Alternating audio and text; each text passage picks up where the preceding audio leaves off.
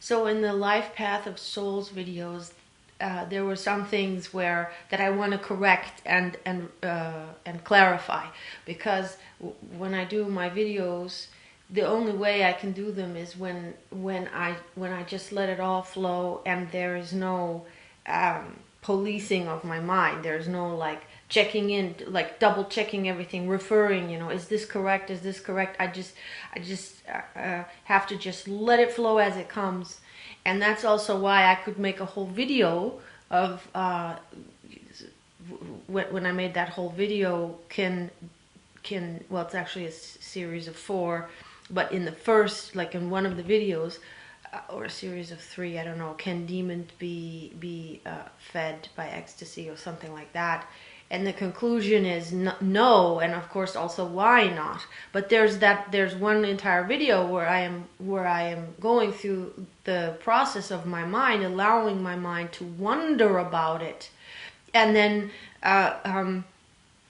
that wondering about that, and then realizing, oh no, that's not possible. So so within this, because this is not like teaching a knowledge where I say all of this is the truth, every part of it is the truth. This is a journey of discovery, where the intuitive, with everything that I've experienced and everything that I have come across intellectually from others, where that resonates and where it comes through, and where it opens up to an understanding or a recognition. And this is just what wants to come out. And it's if anything, it's this journey of discovery, and it's inspiration. Like, this is my inspiration, and also I just have to share it. I want to share it. That's also the movement that comes forth as an inspiration. And then sometimes in the flow, there are just things that I realize, oh, that's no, that's not true. So details. So I just wanted to revisit that. Like, for example, when I said in the last video, the all light is from the same source. Yeah, that's a principle. All light is from the same source. And then I gave the example of glowfish, like the fish in the dark parts of the ocean. And then I realized, no, hold on. And see, this is good. This is always good, to allow that which is off, information that doesn't fit, to come through, and then to be wrong, because it will always, this exploration and this allowing yourself to make mistakes and to get off will bring more clarity. And so the clarity is that what is the light, that is one light, is the soul's light. It's the quantum.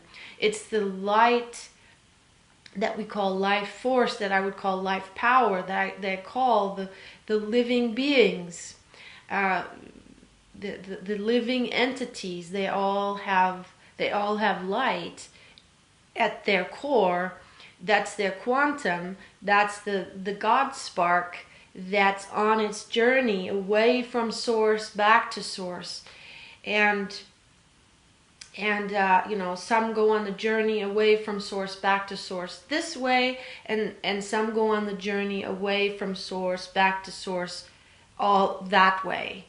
So that's also very interesting in the principle. Is like, some come all the way around and some don't make it, but they all end up at the same place back at home, except that some of them will ascend and some of them will descend until their quantum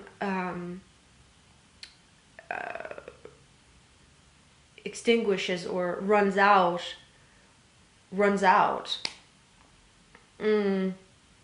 Yeah. Okay, but what I wanted to say with the fish is that obviously, and this just came to me then later, obviously those glowing fish that we can see, that's some kind of a chemical. That's a different kind of light mechanism, and what I'm talking about, that is one light, that we also begin to see, and that people with expanded senses can already see, which is like the halo that they've painted around pictures, and people can see the aura. And now we start to have instruments where we can see the light of flowers that flowers emit, and that's not the same like the glowfish in the darkness, or the mushrooms. I think I also mentioned the mushrooms. There are also glowy mushrooms, and that's a chemical process that emits this glow. At least with the fish, I know this, and being able to see the light of a being, the quantum shining through, that has to do with two things. That has to do, again, there's always this experience. There always has to be two to have experience. There always has to be the ability of a reflection, of a reference to have experience. And that's why God divides itself. That's why, this happens, is because the one life that exists, the one existence, the one life, which I call God, in order for it to experience itself, that's what existence is. It moves away from itself, and it has to. What does that mean? Well, first of all, it moves out. It actually is literal in space. Space is created, so time is created. It actually moves away. That's an actual in the life of form, on the realm of form. What is happening? What can be seen. And also what happens is that the consciousness, as it moves away, splits, fragments, falls asleep. That already is the dissension. It is going into density, going further into density. But what I would call... Oh yeah, okay, and then of course there are thresholds. Thresholds within thresholds within thresholds within thresholds. Wait, hold on. There are dimensions within dimensions within dimensions, frequencies ever denser. And then what is a threshold? The threshold is when a new order, a completely new system of ordering, a different game. It's a different playing field, and also a different consciousness. And those thresholds that we would call dimensions, and that from this perspective of seeing it, our universe has 15 dimensions. And I'm saying this because wherever I looked, wherever I listened, all the information from all walks of life, all different sources, they all, I've heard this over and over again. So I'm just going to roll with that. I'm going to go with that. And of course, we're working, these are principles because we are working within the realm of, if we are in space, we are in time, and then we are in the realm of infinity and eternity. So all thresholds are a matter of perception. And now we come back to when I said, what does it take to be able to see the light, and why I'm saying that the glowfish is not, what we're seeing is, not the quantum of light that I talk about, that is one light, but we see this chemical process.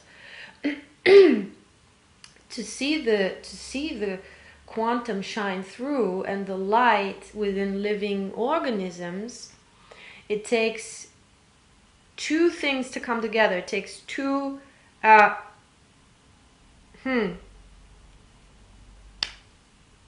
it depends on the seer and the seen. So it depends on the observer and the object observed.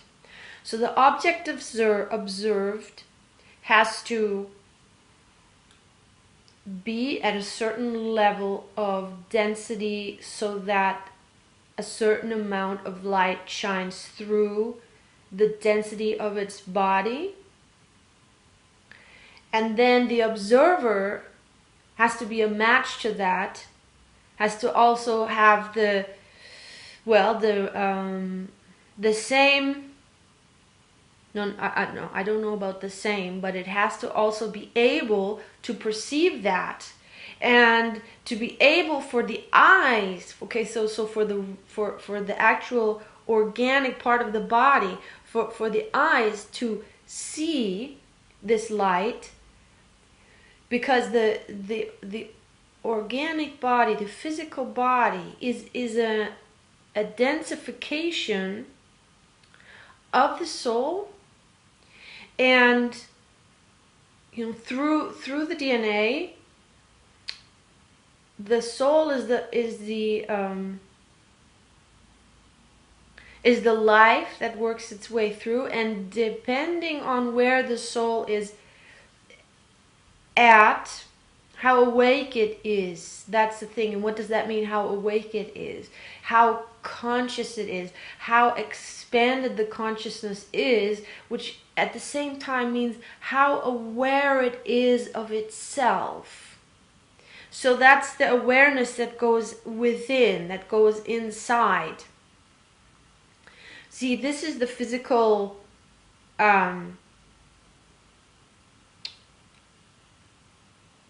the tip. This is the tip of the light ray. This is the tip of the soul. This is the most densest representation of the soul is the body. And the identification with the body and the story of the body, and now I come to another thing that I want to correct. That's what I would call the human experience, is the belief and the whole world view, the whole understanding of I am human and what that entails. And coming from that perspective, how you see the soul, how much you see the soul as, the image, the idea, the story, the understanding that you have of the soul, and how much differentiation, how much separation there is believed to be between the human and the soul, in the explaining of it, in the story of it, in the belief of it. That's going to be also the experience of that.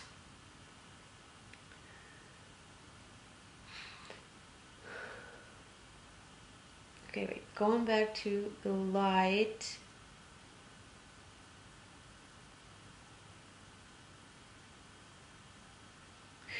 I cannot perceive something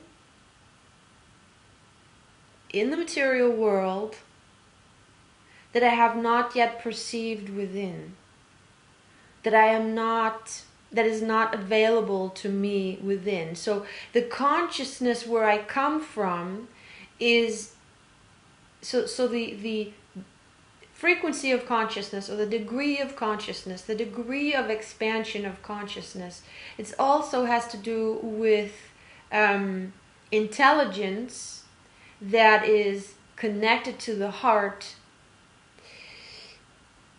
and that has to do with an intuitive understanding, and which then is represented in the body as an ability to perceive. See, so what I have an understanding of, even if it's not all the way conscious yet, but the potential is already there, that is what I can then also encounter on the outside. If I have no way of processing information, because the synapses aren't there, because the capability of processing it is not there, I won't perceive it on the outside. So okay, I'm gonna leave it at that. So that was one correction. The next, I wrote some things down. I'm just gonna go down the list here. Yeah. The next thing I said was because I was going very fast, and by the way, I noticed when I was doing the cups, you know, when I was doing the little muffin cups, or yeah, those yeah, you know what, if you saw the video, you know what I mean. And I was with the cups, I was trying to explain the different depth of all the consciousness. Well, this is actually explaining our multidimensionality. I just didn't use that word, but that's actually what that means. What does that mean? We are a multidimensional being. We are multidimensional beings. What does that mean? And this is, for me at least, it's a relatively new term that has been coming in all around and being said. And that, again, that also means to the degree of consciousness that is here, that is available.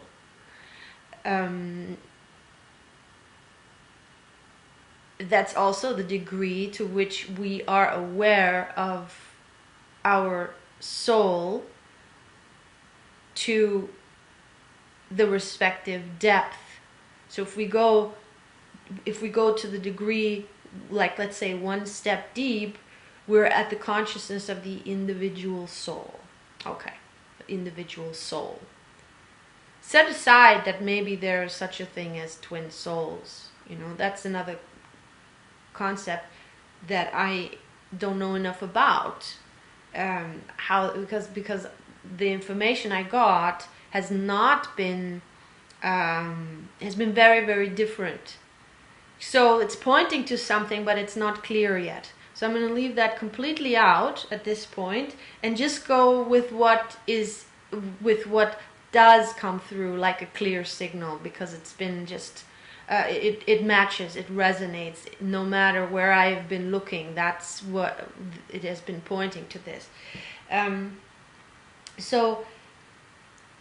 So what that is, it's not that we have a rishi soul, an avatar soul, and you know, and so forth. It is the soul that, and we do have a human in that sense. And when I said, you know, this doesn't exist, the human doesn't exist, that was just coming from the perspective of the soul. That's the thing, you know. Once you are at, okay, now I will say it differently. What is that? These are not different souls stacked into each other, individual souls stacked into each other as a collective. Not the vertical. The collective is the horizontal. The vertical is consciousness. That's the thing. It's the consciousness, at what frequency the consciousness is vibrating, and that also means how much information can be processed at the same time. And if you've had this experience of expanded consciousness, for example, I've had this oftentimes in dreams, or if you've had the experience of ethnobotanical, like the indigenous shamanic ethnobotanical medicine, when you take a plant medicine in a ceremony with the healing intention, then also you can have that experience of what it's like for your consciousness to, like, there's like a veil pulled back. And on the organic level, literally, we have these neuroinhibitors in our brains that are like little plugs. And what the plant does is, the chemicals of the plant, it goes and it unplugs different kinds, depending on what plant it is. It unplugs us so that more information can come through. And that's really what Source does, is it puts more and more limitations. It gets more and more, puts limitations on itself, plugs up more and more information stream, light stream, so we can go denser and denser and have that very particular experience of separation, of other, of in a fearful, fear-based, living fear-based. And if you ask yourself, well, why go so deep into fear? And it's just at a certain threshold, because it's doing that all the time. But at a certain threshold, it starts to get suffering comes about. Suffering comes about, and it is the suffering that carves out the space. It is the suffering that takes experience into deeper densities. Now, why would it do that? Why not stay up here and just play all the time, Because the experience of love. The source is love. God is love. It's all coming from love. Yet, how to experience love in its full potential, which it's never full, it's endless. And that's the journey. And that's why it goes deep, because eventually, sometime in time, because this is when I talk about this picture, it's actually happening. This is happening in space. This is the life of the form. This is the life of the form. The soul's path is in the life of the form. And the infinity portal in the heart goes to the formless, to the still point, the source of all, the pure potential of all. The all consciousness, the all beingness. That's where this infinity portal goes to. And it's an infinity portal because this still point, this source of all, this pure all consciousness, is within the heart of all forms. It's at the core of all forms. That is from where the quantum leaves the source. And it only leaves the source, you could say, and that's why the yogis say all reality, being the realm of form, is illusion. That's what that means.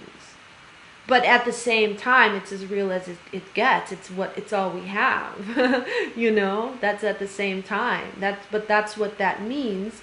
Why? Because in reality, we never leave. We never leave.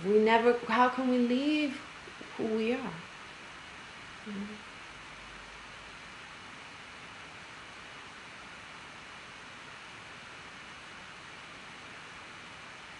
How can we leave ourselves? How can we leave what we are? So, in the heart,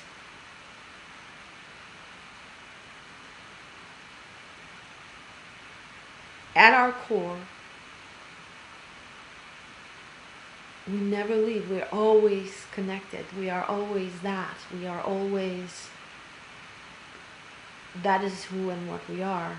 So that's why it is said that the realm of form is illusion. All that means is that separation is illusion. That's all that it means.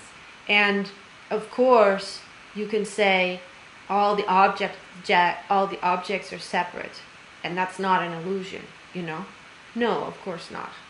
From this perspective, it's how it is. All objects are, all forms unto themselves and entities are separate.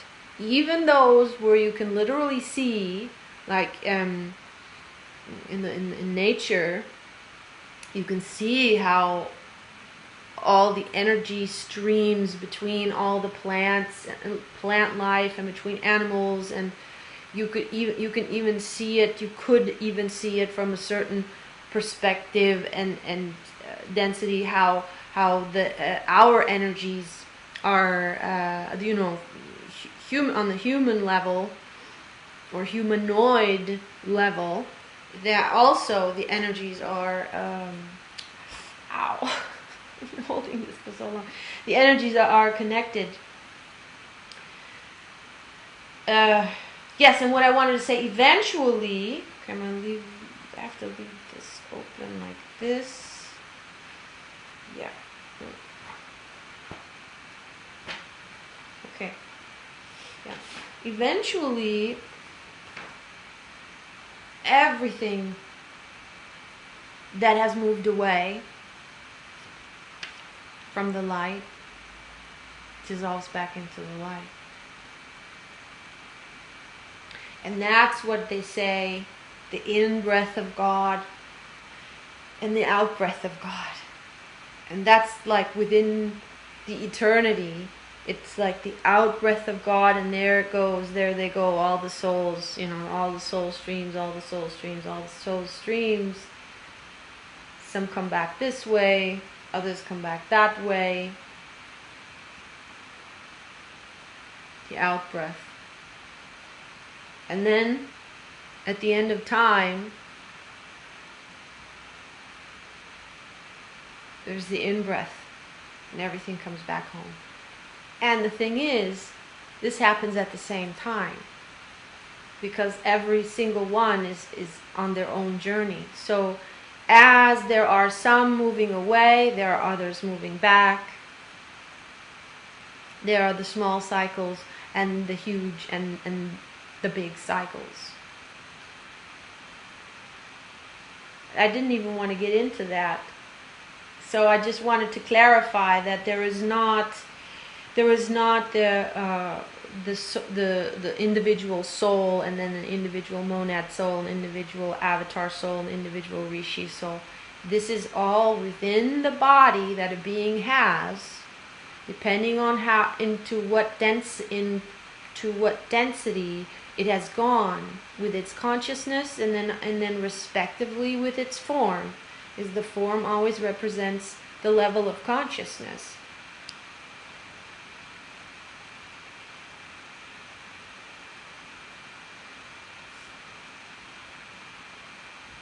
In the sense that the capabilities of your, the capabilities. So, for example, the capability of Jesus, for example, to take his body, he did not die. Yeah, he did not die on the cross. To endure the injuries that he had physically, and then they thought he was dead, and ascend and take the body with him. That, for example, that capability, or the capability of communicating telepathically, the capability of lucid dreaming, the capability that many yogis have demonstrated, or that we have experienced, that yogis have. For example, also a little example, Krishna Das, the musician, he had a teacher, an Indian teacher, and he went there in the 60s, and Krishna Das had had a bunch of LSD little leaflets or pills. I don't know what they were, pills. Anyways, he had LSD, a bunch of LSD with him, and then the teacher, I don't know how it came about, but the teacher took 19 of them to make a point, to show him. And already they were very, very strong. He said that even one was super, super duper strong. And the teacher took 19 of them, which would be like probably the death of most people, and nothing happened. And he just was there, and to show that nothing happened. It meant like, well, if there's all doors are open, you know, there's nothing more to open, and then nothing happened. So again, that was, you could also say, you know, that's one of the, that's shows you the capabilities of the physical existence, the body, how it matches or how it represents the level of consciousness that is present, and the level of energy, information that is being able to be processed, and also the respective nervous system of the body. It shows you the different capabilities. Also for example, the ability, some people, they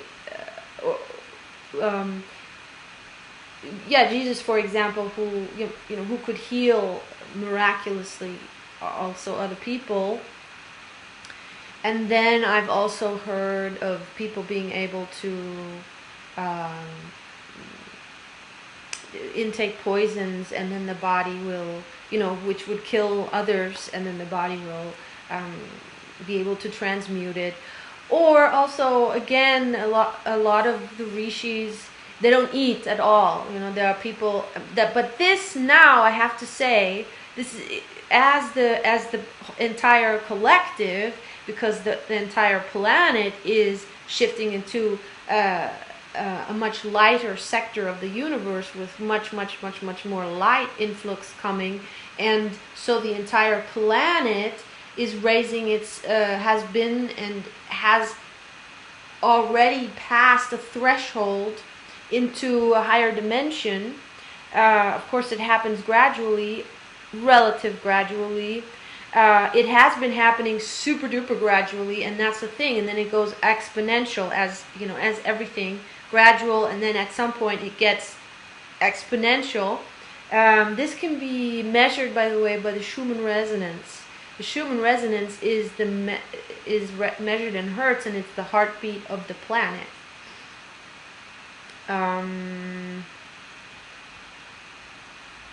Yeah, so what I wanted to say is that it's not anymore, that was the past, when it was only the rishis that had these capabilities, and that, for example, did not need food, or they sat in the naked in the snow when the snow is melting around them. Those were phenomena that you would only see in our past history with very, very, very few people. Now, it's becoming slowly, because we are awakening. We are also opening, going past this threshold of consciousness, and opening to a higher order of consciousness. And these abilities, how it shows itself is that we hear about it, we understand it, and we see how more and more people are getting these abilities, and then we begin to be able to imagine that how it would be possible for us also to have these abilities. And what I just want to say with the food, there are so many people, there are thousands of regular people already on this planet living with either no food at all, or on so little amounts of food that in our established school medicine that is still taught today at the universities, it cannot be explained. They cannot explain it. It's like they don't believe it. However, there have also already been two that I know of, Yasmuheen and Ray Maor. Yasmuheen, Australian woman, Ray Maor, Israeli man, that have gone through a experiment where they allowed science doctors to film them non-stop and watch them, so that they could see for this amount of time. They didn't take no liquids and no food to them, and within the paradigm of the established medical sciences, they should have been dead, but they're not. They're thriving. So that's going on more and more, and so it's pushing the envelope. It's opening up to a different paradigm of understanding, and that's what this is. This ascension to, we're opening up to our soul, and the soul has a greater perspective. And then when the soul then goes through its, and that's in the human body. That's so in the human body. And then the continuation would be, as we wake up more and more and more and more, then the next threshold would be we wake up to the monad consciousness, which is this collective of 11 individual souls. We wake up to that part of ourselves that is greater than ourselves, and that is also shared within 11 other bodies.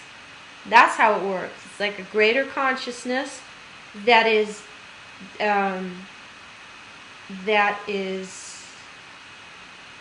present within a greater amount of bodies. And then always by 12, it's up until the Rishi consciousness, because that seems to be, Rishi consciousness seems to be the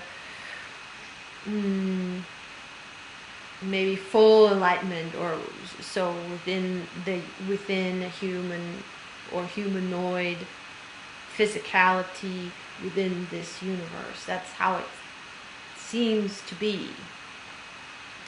And it's just a word, because a lot of, let's say, when the extra dimensionals, because they're called they're extraterrestrials, but they're also extra dimensionals, because the difference is that they don't just come from different planets, different planetary systems. They also come from their consciousness is at a higher dimension. Their planetary systems or their planet are at a higher dimension, and that's why they're called extra dimensionals. And that's why oftentimes we can't see them, because they're in a parallel universe, they're in a higher dimension, but still we can interface. We can interface to the degree that we can share consciousness, so that we can share waves, that our frequency can be shared, and it doesn't cancel each other out. To that degree, that's how we can interact with them. And they may, they'll have totally different language and concepts, but again, it is all these concepts coming together, and there will be different angles, and it'll look different and sound different, but the idea, it's all pointing to the same thing of this, of the different dimensions, which is the frequential density of existence. Yeah, and the principles remain the same within the universe. It's just from the perspective that we're looking, everyone will find their own way of describing it. Okay. Yeah.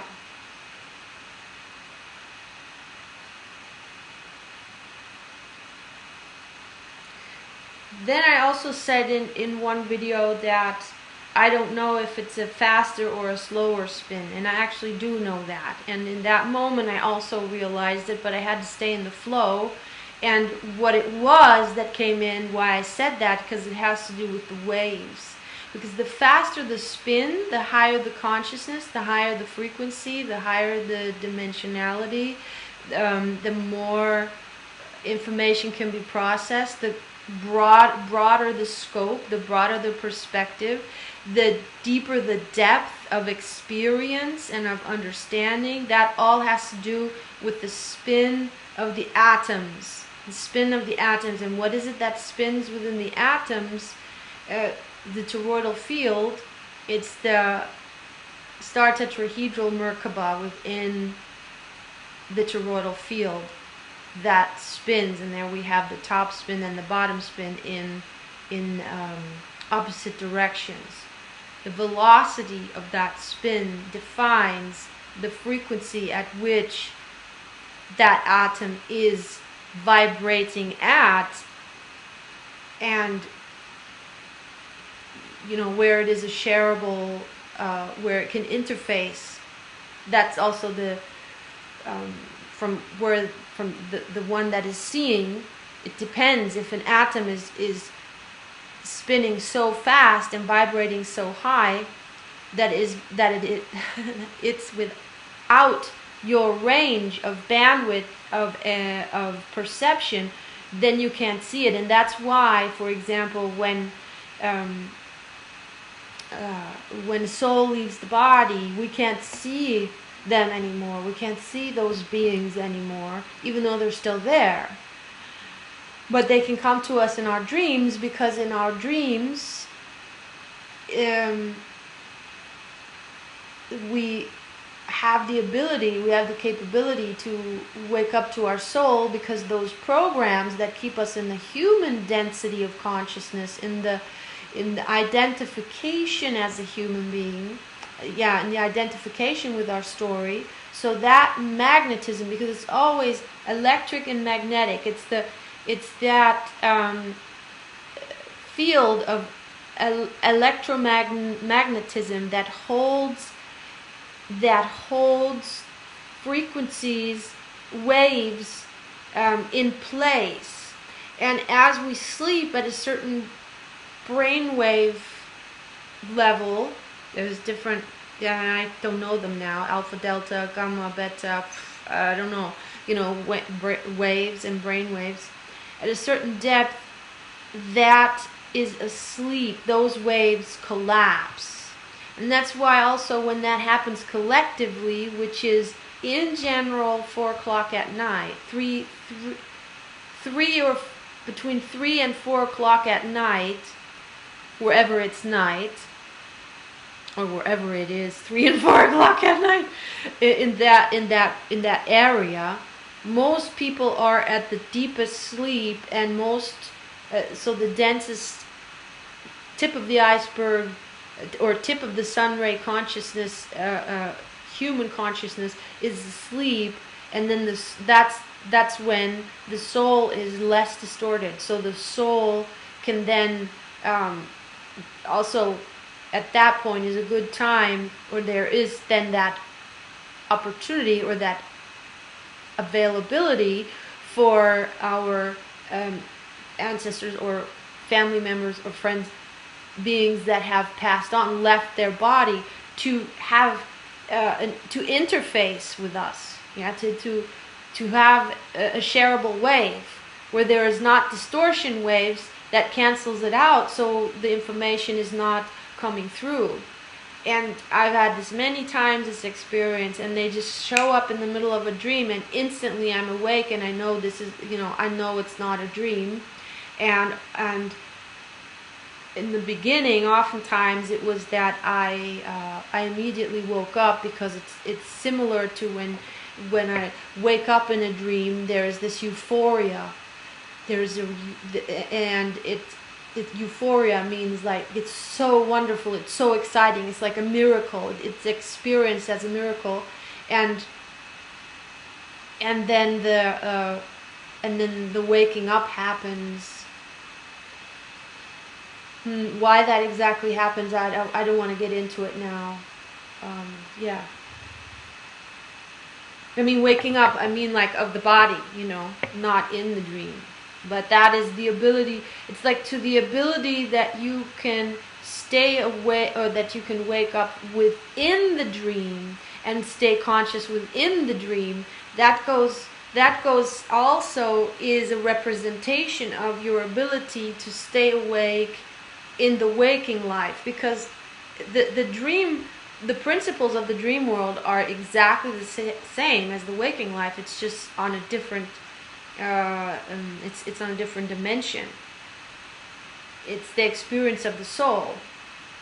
It's really exciting. So dreams, I'll do more. I'll do that more. But I wanted to say that is so the spin is faster, and then when I said I don't know if it's faster or slower. The higher the spin is, it's the slower, you could say, the waves, because the waves is like the slow waves, the large waves, the wide waves. They come from a very, very, very fast spin.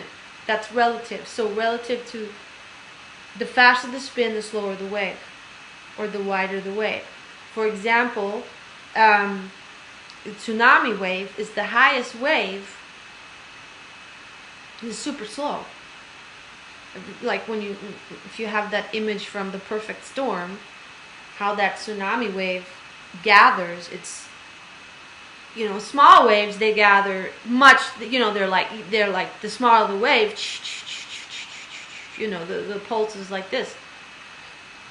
This is a very, very, very, very, very, very slow, and it goes huge. Okay. So these waves,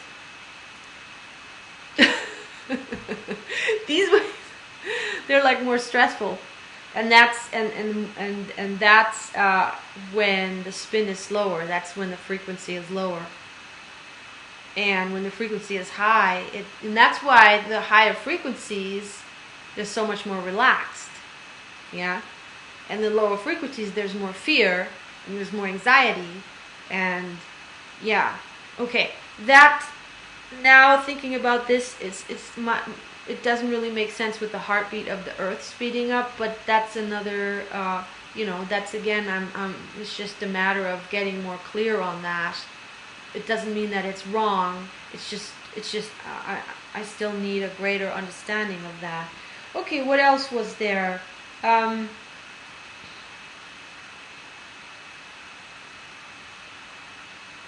Yeah, okay. I also mentioned in that series that the ruling dark forces, which is this being on the up, this being having not more power, but this ruling this part. So the dark ruling the light, and that of course it's fractal. So it's also within ourselves, and it first has to be within the earth. So it's also within the earth that she has fallen. She is asleep to that certain degree, and that first makes it available. Again, she has shareable waves with the matching frequency of fear-based systems, fear-based organisms, fear-based entities. And at a certain degree of fear-based, at a certain degree of illusion, of lost in illusion, of belief in separation, experience of separation, coming from fear, there is this threshold of the antichristic spin of the Merkaba within the atom, within the physical system.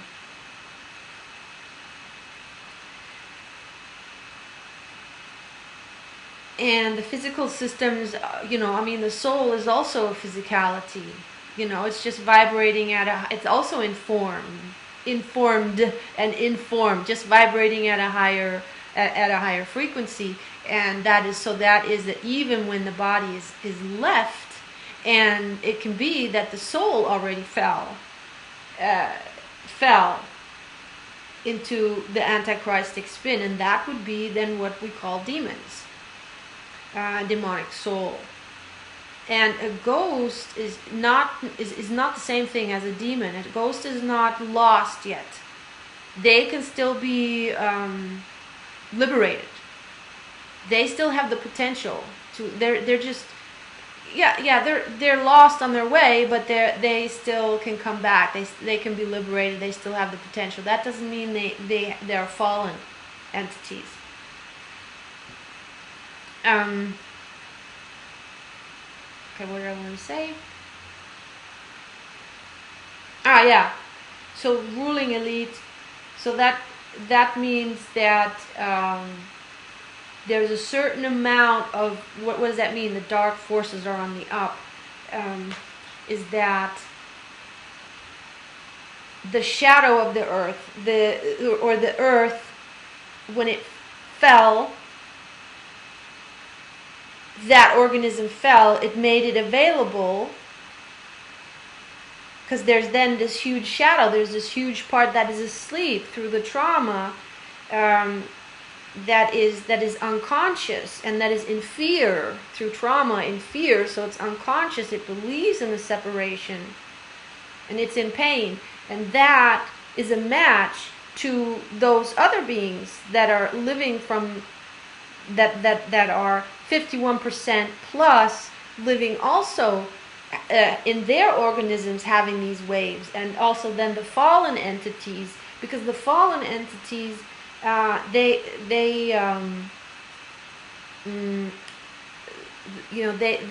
the only way they can survive, is to feed off of the light of others. They cannot create. They cannot source out of themselves. They cannot even grow their own food, or so. Actually, that's what they're doing with us. We are their food. So the light in others are their food. That's how they grow their food. That's their food source. And so they saw, ooh, there's an availability right there, because when the planet falls, then also there is that they can come in. Now there's a shareable wave. Now they have access. And then they can, that's also represented in the life forms on the planet. They all of a sudden now also, not all of a sudden, but now they also have this potential of being scared of having trauma. For example, you cannot traumatize once you're ascended to a certain, once you know yourself and you're ascended to a certain dimension, you cannot traumatize these beings anymore. They can't even come close to these beings anymore. It would be instant annihilation, as I said, because the heart chakra, the heart tornado, the heart field, the energy field of the heart is so huge, they'd be immediately sucked in, and it would be only would be the annihilation of their, so to speak, egos and forms. Of course, not of their quantum. It's not the quantum never gets annihilated. I mean, God cannot die, light cannot die, energy cannot die. It just gets, only the form transforms. So they can't, there's no shareable waves, they can't go, they won't go anywhere near this.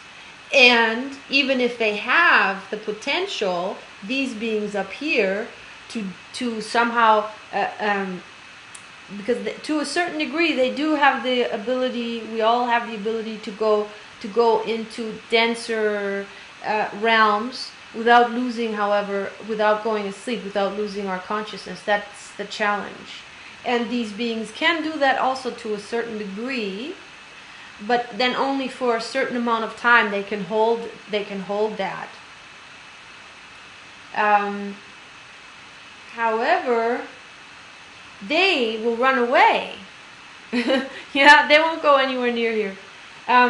So when the planet has fallen, then there's the potential that the life forms can be scared and traumatized into, because they now have the potential to believe in separation. They have the potential to get scared and to believe in the illusion, and that makes them great bait. That makes them great prey. Easy prey. So then the dark forces come in whichever shape and form, and can easily manipulate the beings on that planet to become a food source for them. In other words, to go into a system where their light can be harnessed. We're into a system where they get ever and ever more fear-based, fall more asleep, and it can be manipulated so that they believe in separation. and that's a whole, how that looks and how that can be done. That's also a fascinating topic, which I won't go into now. But the what I said wrong was that has been on the up 51%, that our collective has been ruled or manipulated by the lower frequential uh, organisms. That already starts within us, so that many of us have been 51% in the shadows, in the unconscious, in the pain, and then manipulating each other. We're manipulating each other, and then it's been 51% in the collective at a certain point. And that's when I mean the dark has had the upper hand, but that hasn't been for the last 13,000 years, because the cycle, that the big Platonic year that all the ancients knew about, all the ancient cultures knew about, this cycle of roughly 25,920 years, and it's called the Great Platonic Year. And that's also the cycle of our solar system, going away from the light, coming back to the light, night and day. Yeah. And so the height of enlightenment would be when the sun is at noon. I would think, same as here. When the sun is at its zenith, then there's no shadow. If you have a stick in the ground, and that used to be like a time that showed the time, there's no shadow. So that would be the time of like the zenith of the golden age of enlightenment, is when the bodies on a planet and the planet itself, they know each other. Yeah, well, they know each other and they know themselves, and they live in harmony because they know they are one. They know they are, and their hearts are open. There's love. There's, it's just paradise. That, and then it gradually falls asleep, all within this cycle of 26,000 years, and then it gradually falls asleep again. So the zenith of darkness would be, I guess, sometime in the middle of the night, when it's the darkest. Yeah. So first of all, yeah. So then it doesn't make sense that they've been on the up since 13,000 years, because that would be the all the way half of the cycle. But first we have to fall asleep again. First we have to fall asleep, and so the zenith of darkness actually has been traversed. How exciting is that? The zenith of darkness we traversed on December 21st, 2012. That was the zenith of of the night, of darkness, of unconsciousness, on this time around, on this 26,000 year cycle. And so now we are waking up. We have passed that. And so it can't, first of all, it can't be that it's been since 13,000 years that the dark forces have been on the up, but maybe roughly half of that, so that would be quarter, that they started to rise so much that they had like roughly, this is just principles, about 51% rule, and then it got nearly to 100%. I mean, if we look at it's never 100%, yeah? Like in the computer world, 95% is 100%. If we look at the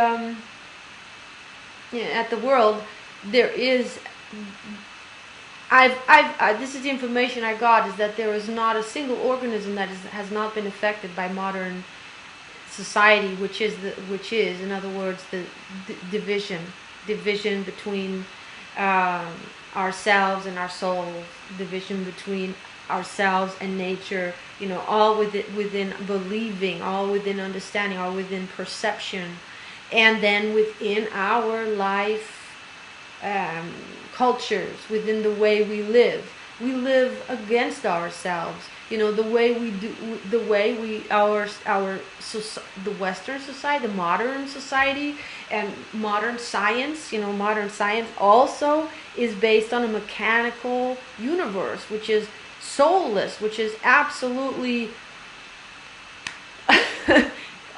you know, it's false. It's only looking at the form as if it were a machine. And so that can only come from that kind of a consciousness too. And you know, a lot of information just missing, and of course there's a reason for that.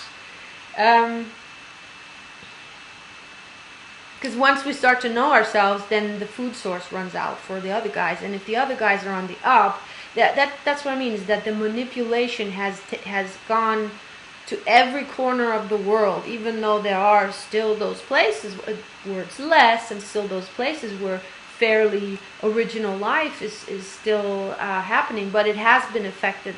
That's what I mean. It has been affected to some degree. So that's why you can say also the ecosystem to some degree has been affected. So you can say that it's saturated. It's been saturated to the point, maybe if it's not 100%, but it's saturated to the point that it's affected. And and what I've heard historically, that about roughly 5,000-6,000 years ago, that's when it happened, when like a huge shift happened, that some kind of beings came in to our planetary system and began to set up this this ruling of humanity, the systems that we still have, you know, that we have today, that came in with the intent. This is the thing, with the intent to manipulate, with the intent to harvest and harness. And the only way you can do that, you can enslave a people. Because in numbers, of course, that's the thing. In numbers, there are much less. So okay, you can enslave a people, of course, if you, from the very beginning, if you have the higher technology and you just put them at gunpoint, and then obviously, you know, they'll do. But that takes way too much energy. You have to get a system, you know, if you want to harness the energy, and you are, as I said, the force never has the power. The force never has the power. So they have to manipulate it, and that's what they do. They manipulate it intelligently, so we do it for ourselves. We keep ourselves in the system, and we manipulate ourselves so that they can keep harnessing us, and the light. And so it's been maybe about roughly 5,000, 6,000 years when that started to come to that degree. And I just wanted to correct that.